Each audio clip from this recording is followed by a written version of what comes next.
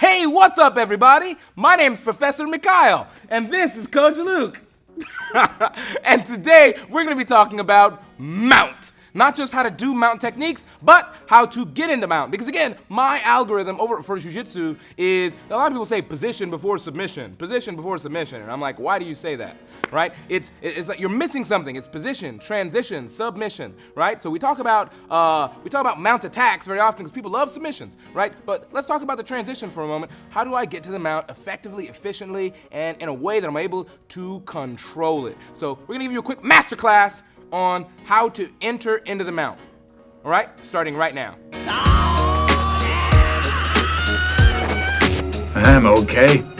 I just had a little fight with a couple of Japanese ninjas. Your technique is weak, but this could be strong. All right, let's get started. So, if one of the best ways, highest converting ways to enter into the mount is from the side mount, right? That being said, I remember being in a seminar with the great Hickson Gracie, where I remember somebody got in trouble for making a misstep, and making the mistake that I'm about to show you right now that I see a lot of upper belts even making when attempting to enter into the mount.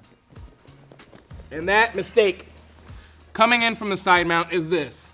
They throw their leg over to get into the mount. Now, the danger there, right, is that you're crossing through this gulf, right, of issues, right? A quagmire, per se, right? Giggity, right? And in this situation, I'm throwing my leg over and he just has to raise his leg, and I just put myself in half guard. That's a regression. I didn't progress to the next position. I regressed to an inferior position, right?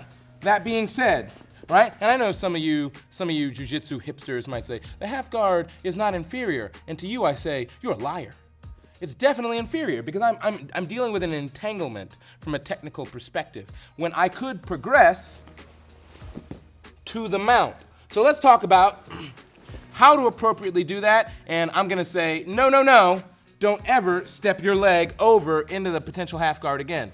And some people might say, oh, well, I've done that before and I didn't get into trouble, and I would, to those people, I would say, drive around without a seatbelt and get into one wreck, and you'll wish you had wore a seatbelt, okay? That being said, let's go over in a more conservative, safer direction, and then we'll be in a better place, all right? That being said, here I am. My preference is to bring my knee over the torso, right? And get into the mount. Now, from here, a big part of jiu-jitsu, conceptually, is identifying and disabling their attacks beforehand. And once I'm in here, a lot of times, higher belts and attackers will be able to get on their side a little bit and push my leg back into half guard, and now I'm in a problem again. And oh my gosh, there's an underhook. This can become progressively pretty bad for me. So instead, are you ready for this? Are you ready for this? This is about to change your mount game. I hope you have watched up until this point. If you haven't, you're missing me talking about this. But anyway, here we are. As I'm going over, I don't continue to finish my mount until I take this arm away. Then I finish the mount. Now I've taken his defenses away for how to defend against this position. All right, let's talk about this again. Now there's a bunch of different positions I can do this from, right? Let's say I'm in side mount, right? I'm controlling this arm so he can't roll away from me, whatever, right? And in this situation, I bring this knee in to his hip. Now that I'm here, I bring my knee over his body. Boom. I take away his hook. I fall hard to the side, and here I am in a nice position. Now, some of you might have questions about grapevines versus crossing your ankles and a whole host of other stuff and minutia.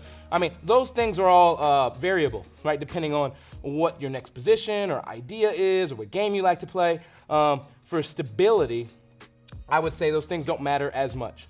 And then some people, I like to call it the reading rainbow. Whoa, reading rainbow. Here I am, creating stability for myself. But if I already have the head, I just have to put more weight on this side, right? And I don't have to worry about getting rolled to that direction nearly as much. All right, let's show this technique one more time. Here I am in the side mount. I bring my knee over, right? Boom. I attack this underhook. I fight this fight. Boom, and I drop my hip. And then correct. Now I've taken the mount position, and you continue your attacks and progression from there. All right, keep training, keep growing. Os.